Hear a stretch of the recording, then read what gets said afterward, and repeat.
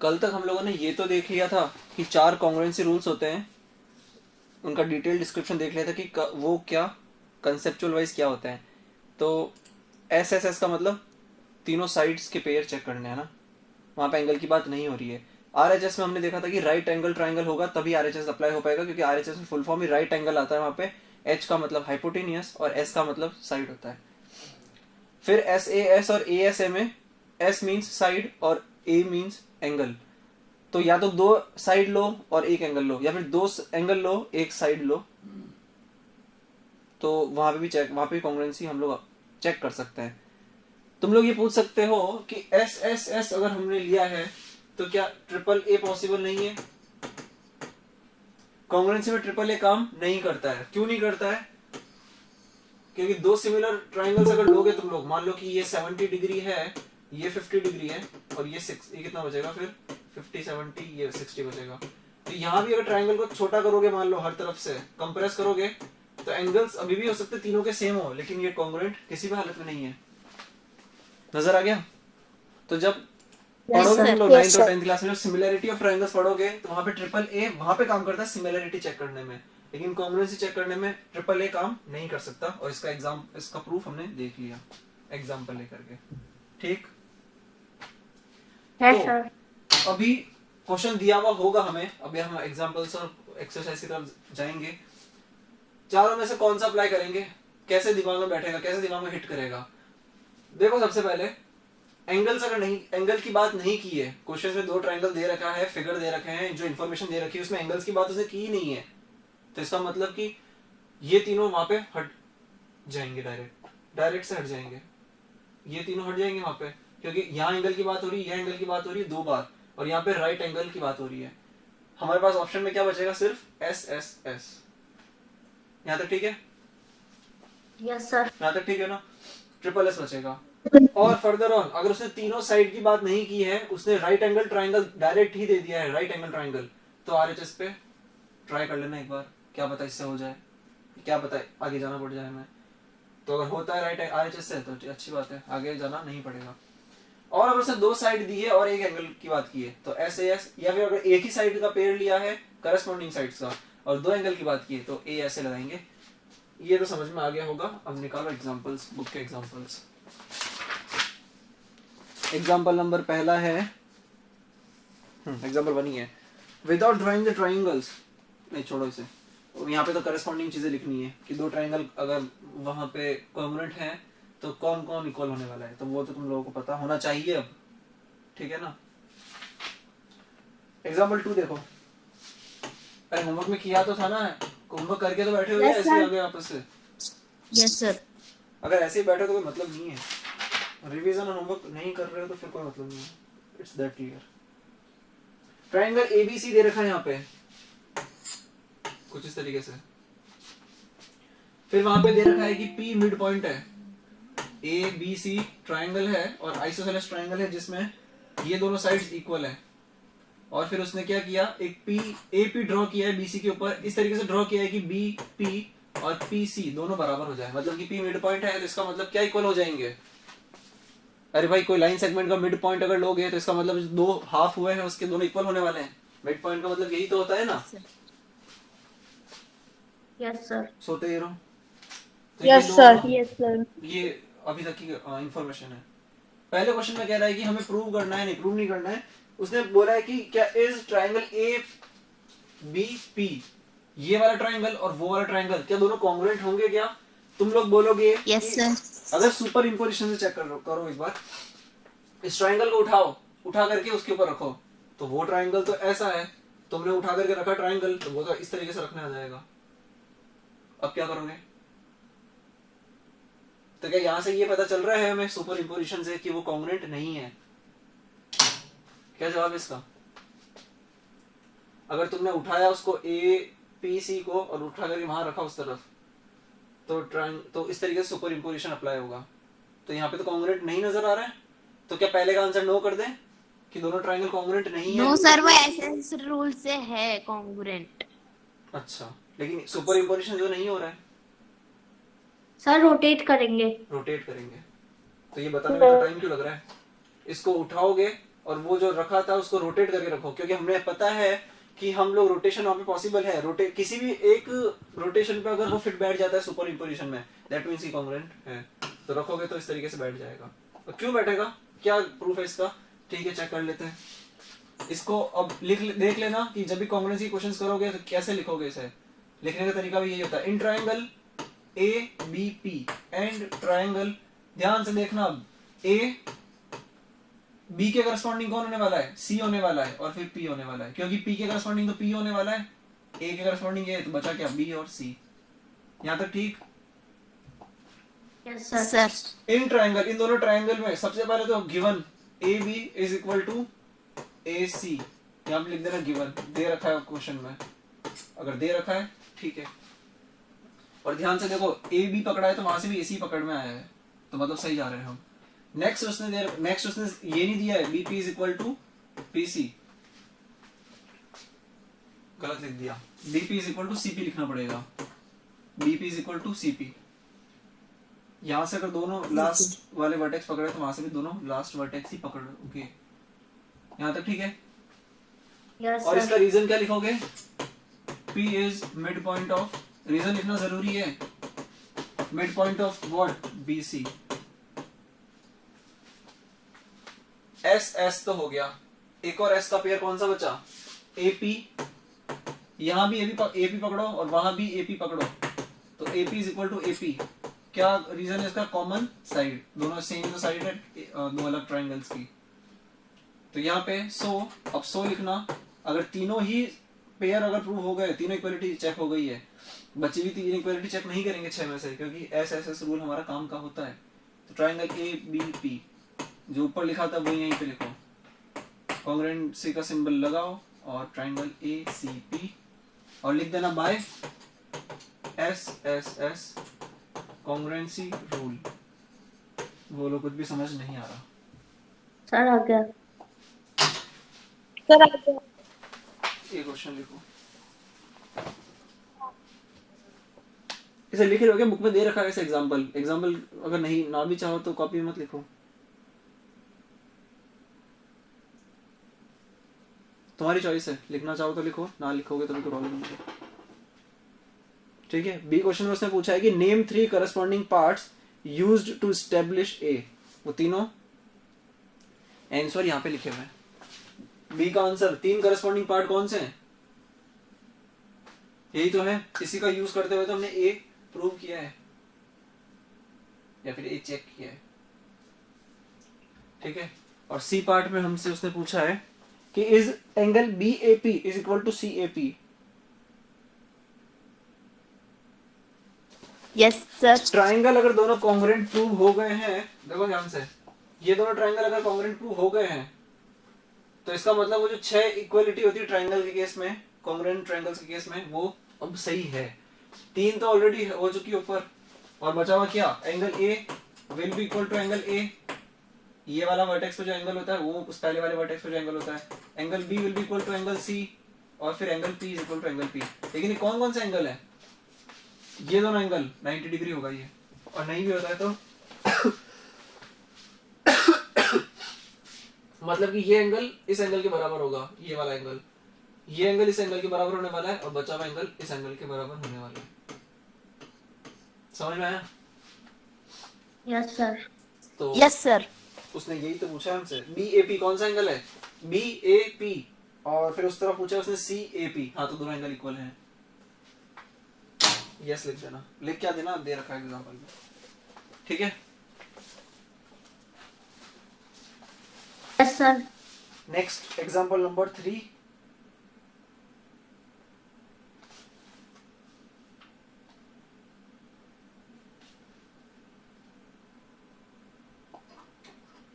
Example number 3 में उसने यहाँ पे 2 डायग्राम्स दे रखे हैं हमें, A यहाँ ऊपर है, B यहाँ इस तरफ है, C इस तरफ है।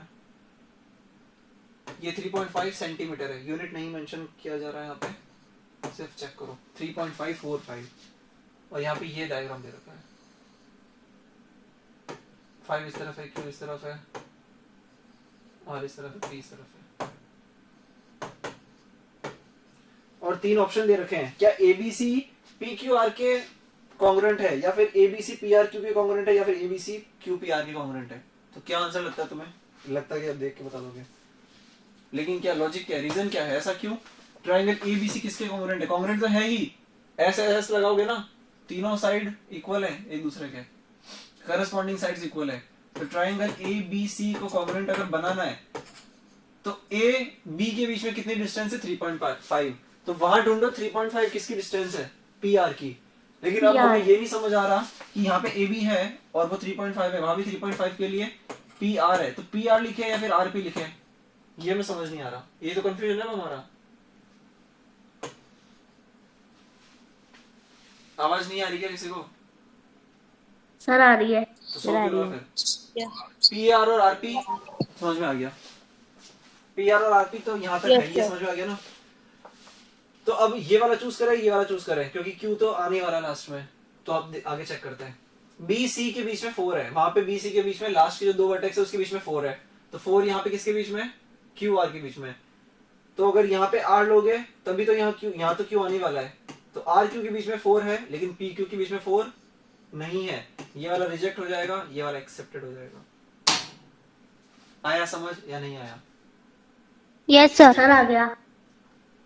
तो पी आर क्यू लिखने के बाद में वहां पे स्टार्टिंग की 2 वर्टेक्स है ए बी, तो यहाँ पे पी आर है, डिस्टेंस सेम है। बी सी पकड़ोगे, आर क्यू, डिस्टेंस सेम है दोनों। फिर ए और सी, फिर यहाँ पी और क्यू, इसीलिए पहला वाला ऊपर और एक्सेप्टेड।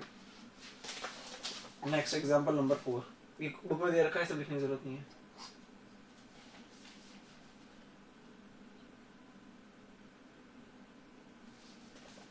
ठीक है, एग्जाम्पल नंबर 4 में पैरेललोग्राम दे रखा है और 2 हिस्से कर रखे डायगोनल का यूज करते हुए। 6.5 ये है, यहाँ पे 4.5 है, ये 5 है, और अगर ये पैरेललोग्राम है तो ये अपोजिट साइड से इक्वल होगी ही होगी। P Q R S, P Q R S. उसने बोला है कि यहाँ पे कॉन्ग्रुएंट ट्रायंगल 2 है, दिख रहा है वो तो, एस एस एस लगाओगे प्रॉपर्टी तो 2 ट्रायंगल कॉन्ग्रुएंट है। लेकिन कैसे? अगर यहाँ पे ऊपर वाला ट्रायंगल कौन सा है? पी एस आर, तो वो कॉन्ग्रुएंट किसके होगा? अब देखो ध्यान से, यहाँ पे पी आर जो है लास्ट फर्स्ट वाली वर्टेक्स, फर्स्ट वर्टेक्स और थर्ड वर्टेक्स, यहाँ पे पी आर है, तो दूसरे ट्रायंगल में भी पी आर होना चाहिए, तो मतलब पी आर तो दोनों तरफ होगा। और यहाँ पे एस है तो बीच में बचा हुआ क्यू होगा। अब चेक कर लेते हैं, एक बार चेक करो कि डिस्टेंसेस सेम है क्या। तो पी एस के बीच में कितने डिस्टेंस है? 4.5, और पी एस आर और यहाँ पे पी क्यू आर, उठा के वहां फेंकोगे। कुछ गलत लिख दिया? 4.5 तो पी एस के बीच में, तो गलत लिख दिया है। पी एस आर, तो यहाँ पे पी आर और Q 6.5 डिस्टेंस है पी आर के बीच में, वहां पी आर के बीच में, ठीक। और एस आर की डिस्टेंस कितनी है? 5 है।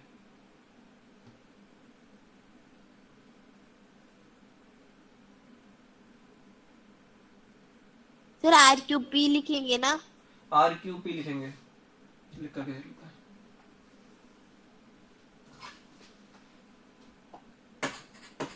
आर क्यू पी ये लो लिख दिया, तो पी एस के बीच में कितनी डिस्टेंस हो जाएगी? 4.5, तो आर क्यू के बीच में 4.5।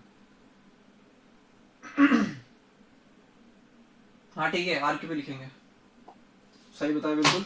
डिस्टेंसेस भी चेक करनी पड़ेगी, तो करोगे डिस्टेंसेस, तो पी एस की डिस्टेंस कितनी है? 4.5, आर क्यू की डिस्टेंस 4.5, ये सही है। सेकंड में तुमने एस आर चेक किया, वहां पे क्यू पी चेक करो, क्या दोनों इक्वल है? एस आर और क्यू पी इक्वल है, और पी आर और आर पी इक्वल है। हाँ ठीक है, ये चल जाएगा। तो पहले जो बताया था गलत बताया था मैंने, P S R is equal to P Q R नहीं हो सकता, यहाँ पे आर क्यू पी करना पड़ेगा, तभी कॉन्ग्रुएंसी होगी यहाँ पे, ठीक है ना। तो एग्जांपल मुझे मैंने लाइटली ले लिया था, इंपॉर्टेंट एग्जांपल निकला ही है, क्योंकि P S R P Q are के इक्वल लग रहा है होगा, लेकिन हमें चेक करना पड़ेगा कि सारी डिस्टेंसेस इक्वल है, ठीक है। नेक्स्ट एग्जांपल, और है ये एक्सरसाइज, ठीक है। एग्जांपल 5 है, in the figure O is the midpoint of AB and CD. ठीक है,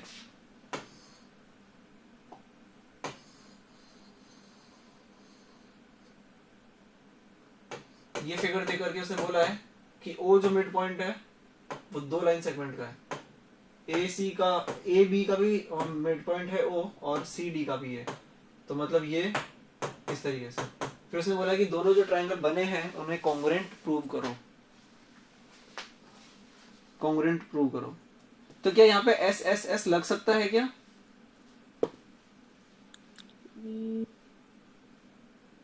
सर SAS लगेगा। एंगल तो दे ही नहीं रखे भाई यहाँ पे, एंगल तो दे ही नहीं रखा है सर यहाँ सबसे पहले तो। यहाँ पे ट्रिपल एस नहीं लग सकता क्योंकि होगा, उसने दो but साइड की बात सर की है। ये तीसरी साइड उसने नहीं बताया हमें कि AC और DB इक्वल है, उसने नहीं बताया, तो जब तक इन्फॉर्मेशन नहीं देगा तीनों साइड की तब तक एस एस एस नहीं लगने वाला। अच्छा, लेकिन हमें ये तो पता है कि जो दो इंटरसेक्टिंग लाइन है AB और CD, इनके बीच में जो एंगल फॉर्म हो रहा है ये दोनों एंगल इक्वल होने वाले हैं, वर्टिकली अपोजिट एंगल्स। तो एक साइड ये रही, एक एंगल बीच में फंसा हुआ है और दूसरी साइड ये रही। दो साइड अगर दे रखी होती है और बीच में जो एंगल बनता है उन दोनों साइड से है, ये इन्फॉर्मेशन दे रखी तो हम चेक कर लेते हैं कि SAS से हो सकता है या नहीं हो सकता है, चेक कर लेते हैं, क्योंकि उसके अपार्ट और कुछ लग नहीं सकता है। दो एंगल दे नहीं रखे हैं, दो राइट एंगल दे नहीं रखा है और तीनों साइड दे नहीं रखी है, तो बचा सिर्फ SAS की पॉसिबिलिटी है। यहाँ पे चेक कर लेते हैं एक बार कि सबसे पहले तो AO नहीं AO क्यों, in triangle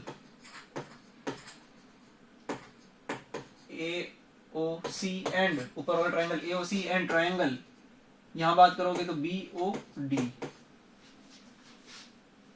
AO will be equal to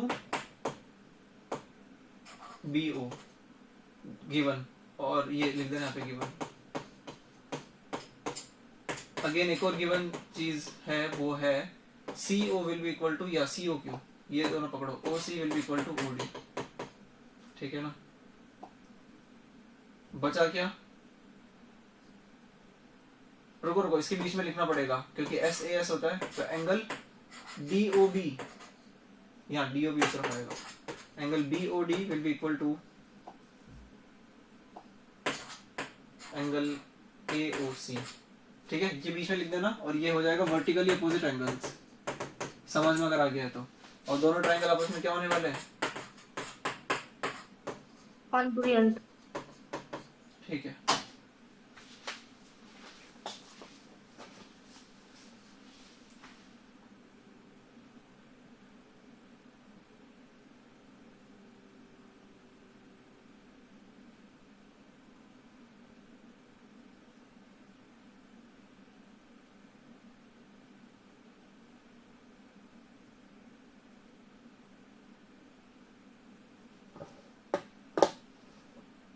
example 6 देखते हैं।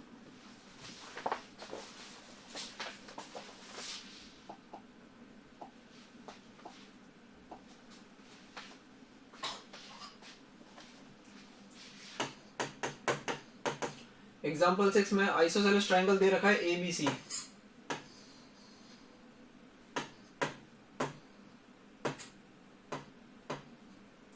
और दे रखा है आइसोसेलेस ट्रायंगल इसमें AB और AC इक्वल है। फिर उसने दिया है कि AD is the angle bisector of BAC। Angle bisector का मतलब इस दोनों एंगल के इक्वल टुकड़े कर रहा होगा वो, ठीक है। प्रूव करना है हमें कि एंगल B और एंगल C भी दोनों इक्वल है, ये प्रूव करना है। तो अगर हमने ये प्रूव कर दिया कि दोनों ट्रायंगल कॉन्ग्रुएंट हैं आपस में, तो इसका मतलब उनके करस्पॉन्डिंग पार्ट्स भी इक्वल हो जाएंगे। यहाँ पे SAS लग सकता है, क्यों लग सकता है, एक साइड दे रखी है और दूसरी साइड ये कॉमन है दोनों ट्रायंगल में, तो दो साइड दे रखा है, बीच में एंगल फंसा रखा है उसने, दोनों एंगल भी इक्वल है क्योंकि एंगल बाइसेक्टर है ना वो। एंगल बाइसेक्टर का मतलब होता है एक एंगल बना रखा है, एंगल बाइसेक्टर एक लाइन होती है जो उस पूरे एंगल के दो टुकड़े कर देती है, ठीक। Yes sir.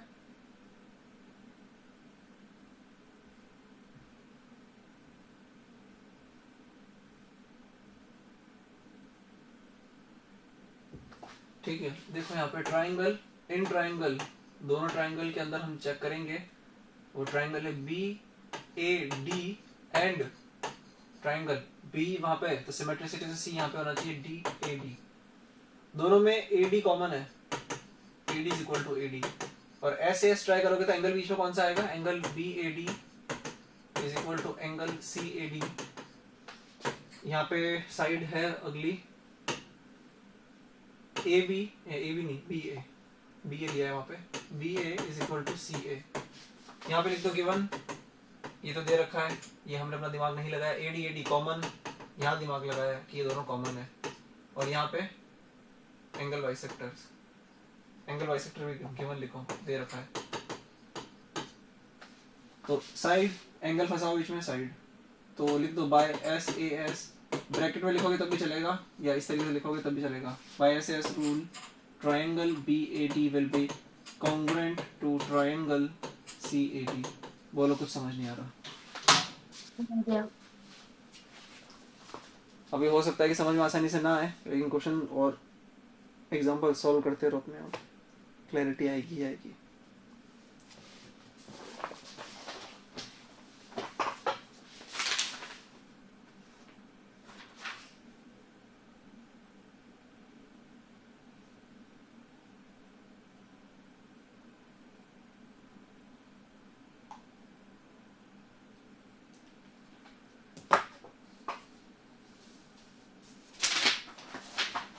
यहाँ तक कोई एग्जांपल फिर से पूछना है क्या? No sir. No sir.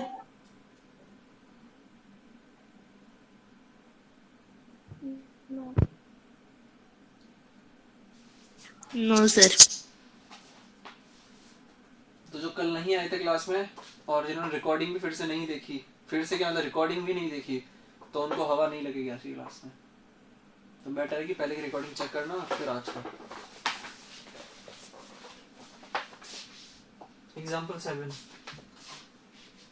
में डायग्राम दे रखा है ABC, फिर बीच में D जा रहा है, लेकिन दे क्या रखा है उसमें ये पढ़ लेते पहले। एग्जाम्पल 7 में the given figure AD bisects angle A, bisect मतलब दो इक्वल हिस्से में डिवाइड करने वाला। तो 6th क्लास में पढ़ा होगा, वैसे एंगल बाइसेक्टर होता है जो एंगल के दो इक्वल हिस्से करता है, अगर ये y है तो ये भी y है, तो ओवरऑल 2y हो जाएगा। और लाइन बाइसेक्टर भी होता है जो लाइन के इक्वल हिस्से करता है। यहाँ पे एंगल बाइसेक्टर की बात की उसने, तो एंगल A का बाइसेक्टर अगर वो है तो इसका मतलब ये दोनों एंगल आपस में इक्वल है।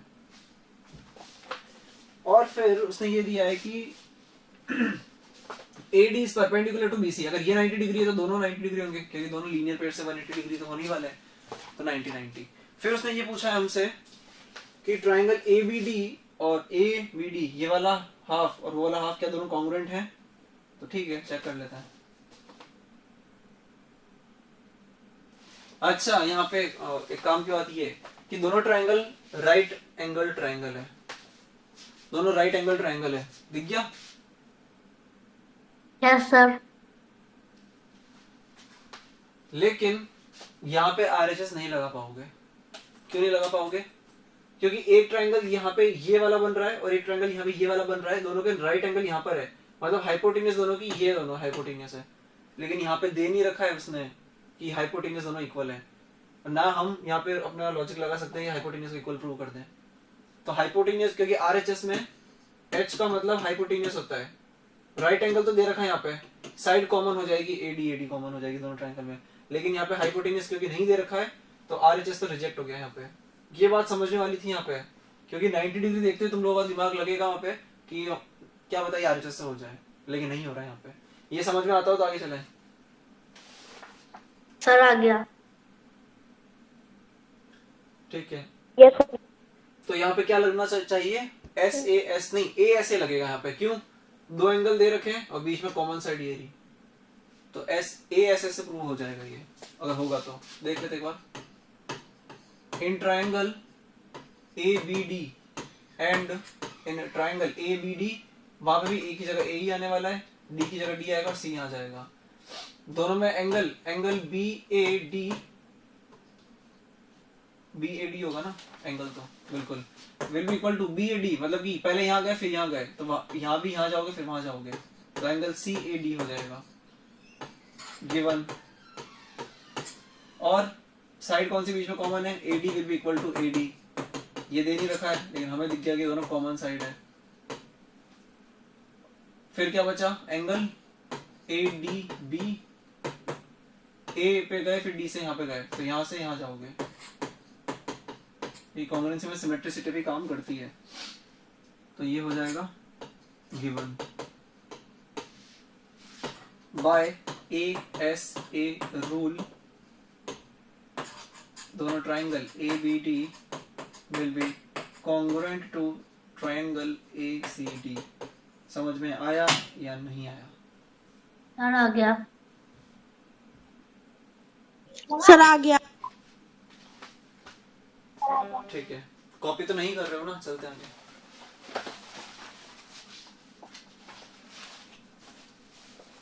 एग्जाम्पल 8,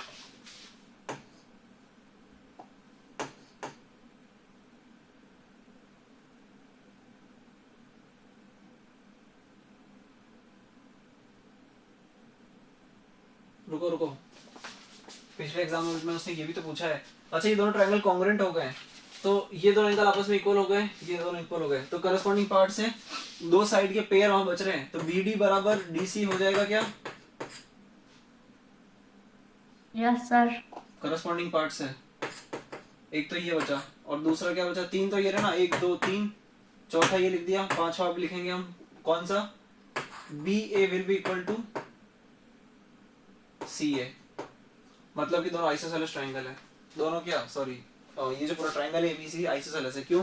क्योंकि AB is equal to AC हमने प्रूव कर दिया, ये रहा। और कौन सा एंगल बच गया, ये दोनों एंगल भी आपस में इक्वल होने वाले, इसका मतलब सही है। Yes sir. Yes sir. तो बचे हुए क्वेश्चन के आंसर्स मिल गए हमें, और ABC आइसोसेलेस ट्रायंगल है, ये भी प्रूव हो गया। ठीक है, एग्जांपल 8 अब लिखो, लिखो क्या देखो, काइट दे रखा है यहाँ पे, काइट में एडजेसेंट साइड इक्वल होती है, 6th क्लास का टॉपिक है ये। 90 डिग्री दे रखा है यहाँ पे हाइपो, और ये 4 सेंटीमीटर दे रखा है, PQRS नाम दे रखा है। फिर बोला कि दोनों ट्रायंगल को कॉन्ग्रुएंट प्रूव करो, प्रूव द फॉलोइंग, ऊपर नीचे दो ट्रायंगल बन रहे हैं यहाँ पे, दोनों को कॉन्ग्रुएंट प्रूव करो, और ये भी प्रूव करो कि PS बराबर PQ है। ठीक है, तो इस ट्रायंगल को उठा करके फ्लिप करके उसके ऊपर रखो, तो ये जो PS बनेगा इसी के ऊपर ये जाकर के बन जाएगा, बैठ जाएगा। तो P इस नीचे वाले ट्रायंगल का PR जो है वो PR के ऊपर ही जाकर के बैठेगा, और S के ऊपर Q जाकर के बैठ जाएगा, है ना। ये 90 है, वो भी 90 होगा, और ये 4 है वो 4 है, तो दोनों 4 4 है। समझ पा रहे हो? Yes sir.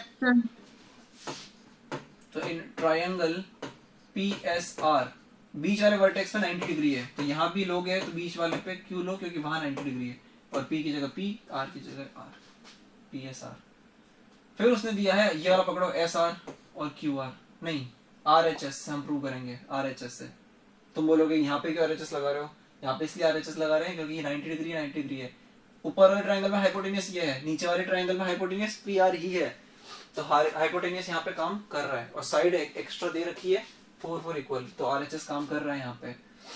तो RHS का मतलब angle S is equal to angle Q 90 degree, given लिख दो या 90 डिग्री लिख दो, ठीक है। RHS, H का मतलब hypotenuse, PR is equal to, यहाँ भी PR लिख दो, हाइपोटेन्यूस, कॉमन हाइपोटेन्यूस लिखो।